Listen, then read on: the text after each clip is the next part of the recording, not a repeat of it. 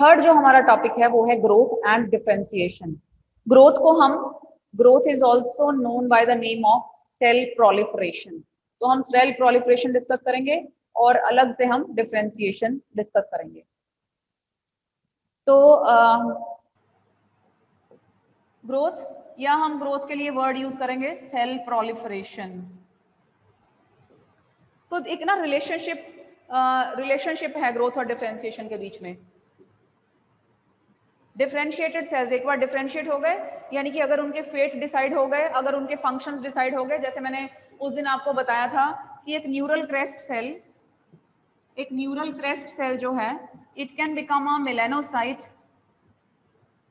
It can become a neuron, it can become a glial cell, it can become an endocrine cell. जब तो उनके function decide हो गए, जब तो वो डिफरेंशिएट हो गए, ये डिफरेंशिएट हो गए cells, now they will stop growing, they will stop proliferating. उनके सेल साइकिल स्टॉप हो जाएंगे, उनके सेल डिविजन्स स्टॉप हो जाएंगी। That it is also possible, possibility क्या है? पॉसिबिलिटी इज कि जो सेसेशन ऑफ ग्रोथ है, ग्रोथ की जो स्टॉपेज है, जब ग्रोथ खुद स्टॉप हो जाती है irrespective of the cell density, यानी सेल डेंसिटी की वजह से स्टॉप नहीं हुई है। सेल डेंसिटी चाहे कम है, चाहे ज्यादा है, चाहे कल्चर कॉन्फ्लुएंस पे पहुंचा है, चाहे कल्चर कॉन्फ्लुएंस पे भी नहीं पहुंचा है, ग्रोथ अगर स्टॉप हो जाती है, it may cause the cells to differentiate. कैसे? जैसे ही ग्रोथ स्टॉप होगी, growth stoppage will change the phenotype of the cell, which will become receptive to the inducers of differentiation। यानी कि कल्चर ऐसा बन जाता है कि now this culture is ready for differentiation. अगर अब कल्चर इज, देखो ग्रोथ स्टॉपेज से क्या हुआ, कल्चर हैज बिकम रेडी। अब कल्चर डिफरेंशिएशन के लिए रेडी हो गया है, यानी कि कल्चर में ना अब ग्रो नहीं करना, कल्चर में ना अभी नंबर ऑफ सेल्स नहीं बढ़ेंगे।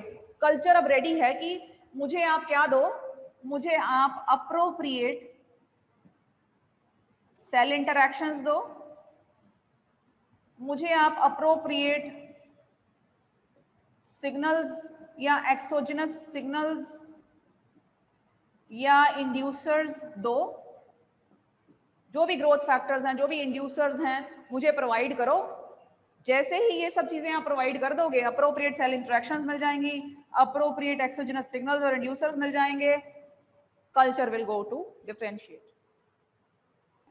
अगली स्लाइड्स हमारी होंगी on growth, on cell proliferation. इसमें ना मुझे आपको रिकैप कराना है किस चीज का, मैंने जब आपको सेल साइकिल कराया था, सेल साइकिल।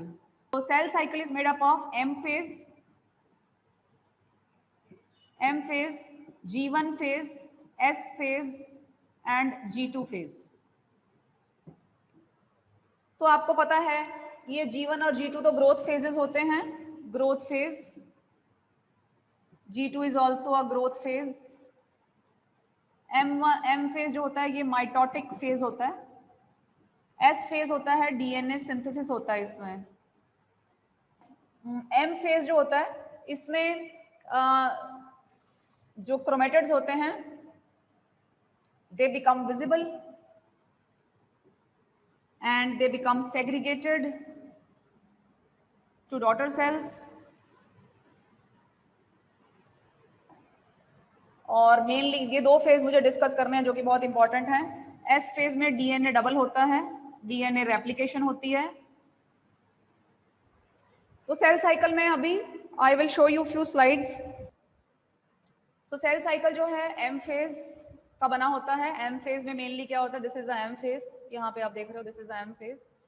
एम फेज में जो क्रोमेटिन है that condenses into chromosomes and two individual chromatids segregate to each daughter cell. तो वो सेग्रीगेट हो जाते हैं और हर एक डॉटर सेल को इक्वल नंबर ऑफ क्रोमेटिड्स मिल जाते हैं।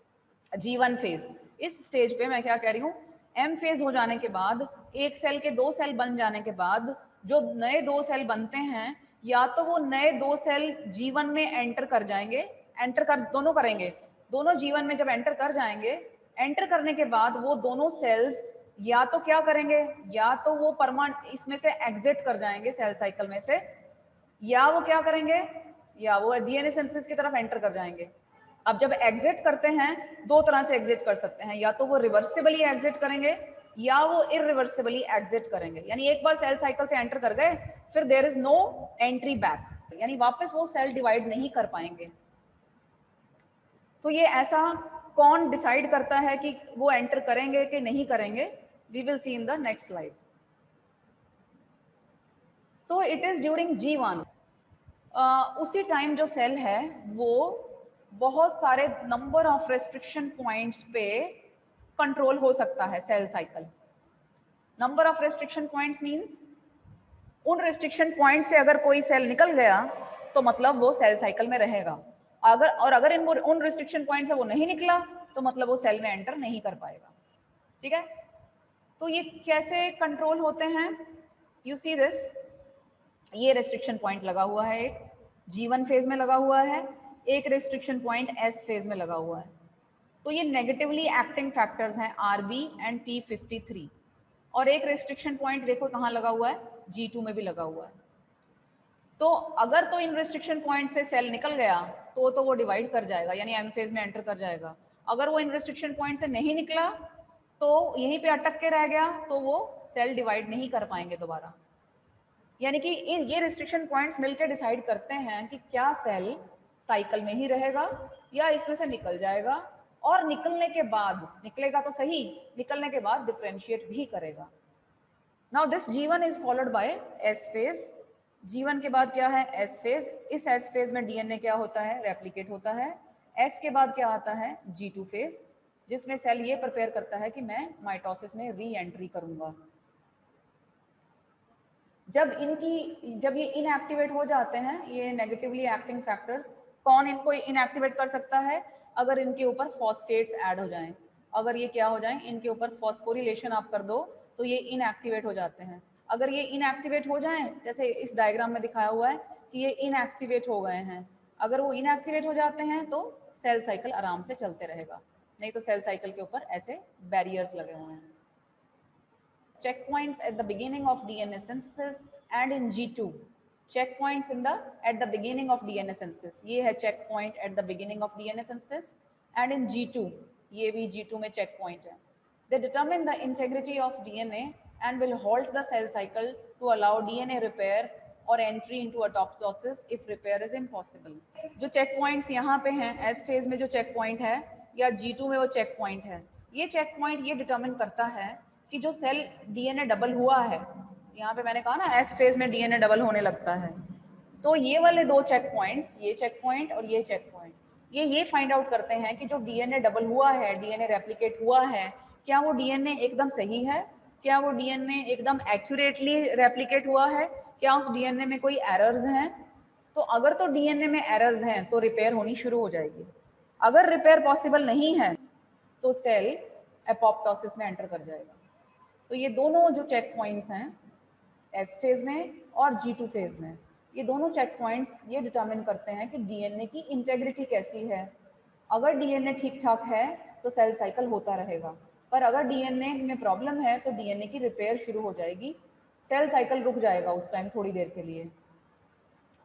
अगर डीएनए ठीक है तो साइकिल होगा, अगर डीएनए में प्रॉब्लम है तो डीएनए रिपेयर होगा और सेल साइकिल थोड़ी देर के लिए रुक जाएगा। नहीं तो आखिरी केस में क्या होगा, अगर डीएनए रिपेयर पॉसिबल है ही नहीं तो एपोप्टोसिस होगा।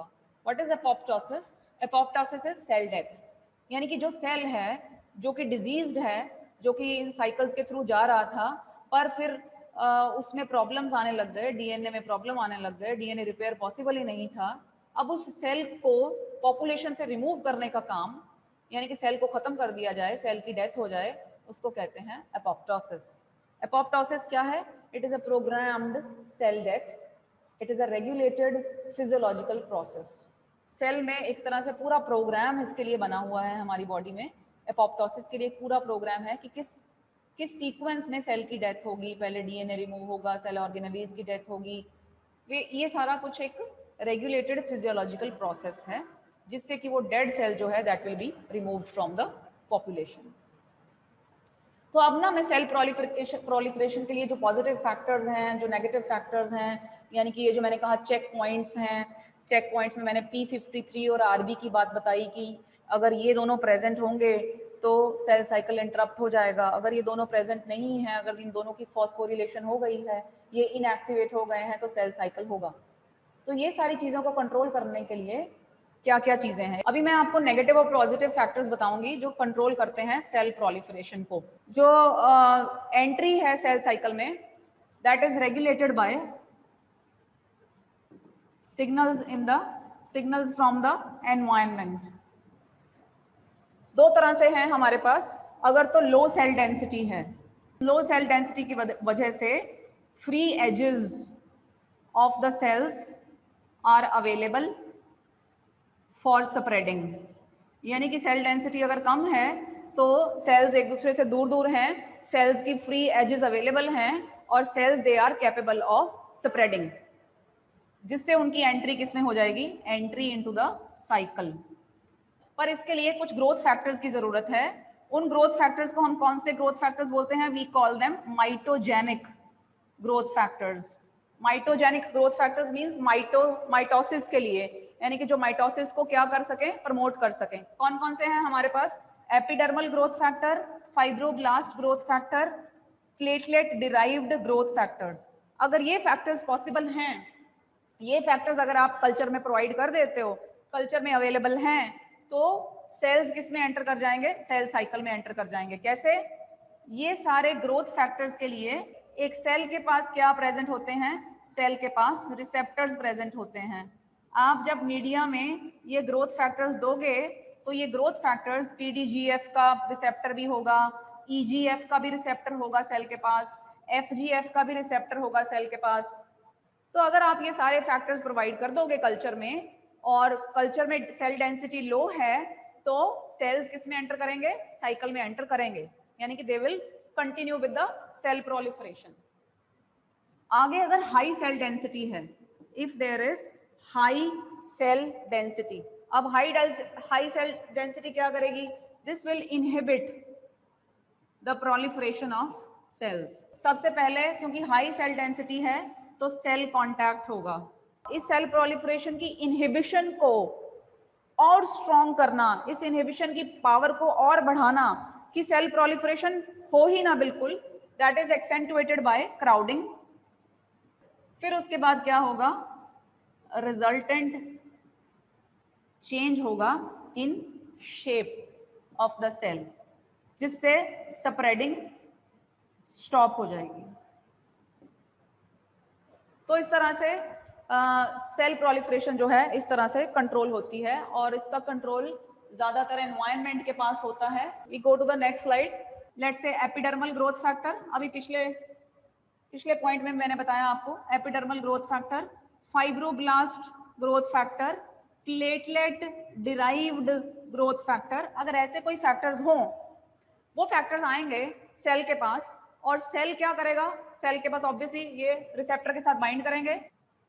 Let's say this is the growth factor का रिसेप्टर, ग्रोथ फैक्टर आया, ग्रोथ फैक्टर के ये रिसेप्टर हैं। वो रिसेप्टर की कैसी स्ट्रक्चर है कि एक हिस्सा मेम्ब्रेन के अंदर इंटेग्रेटेड होता है, उसे कहते हैं ट्रांस मेम्ब्रेन डोमेन। उसी रिसेप्टर का एक टुकड़ा सेल के बाहर होता है, उसे कहते हैं एक्स्ट्रा सेलुलर डोमेन। उसी रिसेप्टर का एक टुकड़ा सेल के अंदर होता है, उसे कहते हैं इंट्रा सेलुलर डोमेन। जैसे ही ये ग्रोथ फैक्टर्स आएंगे और ये आके अपने रिसेप्टर के साथ बाइंड करेंगे, this will bring about phosphorylation of intracellular domain. ये जो हिस्सा है ना, इसकी फॉस्फोरिलेशन हो जाएगी, यानी कि इसके ऊपर कौन से ग्रुप्स ऐड हो जाएंगे, फॉस्फेट ग्रुप्स ऐड हो जाएंगे।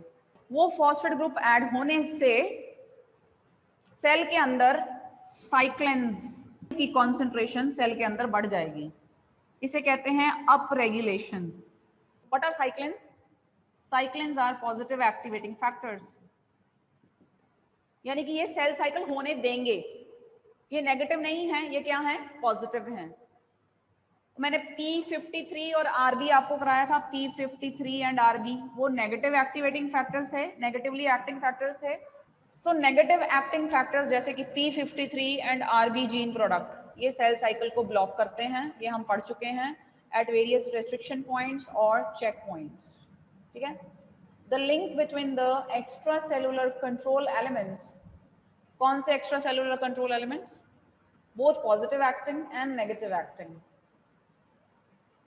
कौन से आए थे अभी? जैसे कि एपिडर्मल ग्रोथ फैक्टर है, फाइब्रोब्लास्ट ग्रोथ फैक्टर है, then there is platelet derived growth factor, ये सारे पॉजिटिवली एक्टिंग फैक्टर्स हैं। And intracellular link between extracellular control elements and intracellular effectors, यानी कि अंदर जो चीजें बनने वाली हैं, कौन सी चीजें हैं? जैसे साइक्लिक एएमपी, कैल्शियम, डायसाइल ग्लिसरॉल, ये सारे सेकंड मैसेंजर्स हैं। तो इनके बीच का रिलेशनशिप और जो बाहर से सिग्नल्स आ रहे हैं उनके बीच रिलेशनशिप कौन एस्टेब्लिश करता है?